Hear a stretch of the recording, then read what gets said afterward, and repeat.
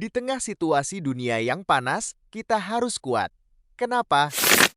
Perkiraan saya, kita akan keluar lebih kuat. Kita akan keluar dari krisis ini dalam keadaan yang lebih kuat, yang bertahun-tahun saya perjuangkan. Swasembada pangan.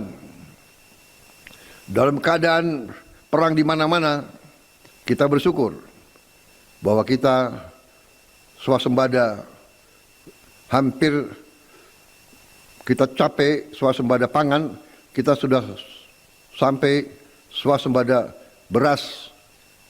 Apapun terjadi di mana bangsa-bangsa lain banyak akan mengalami kesulitan, minimal kita aman masalah pangan. Share, comment, like.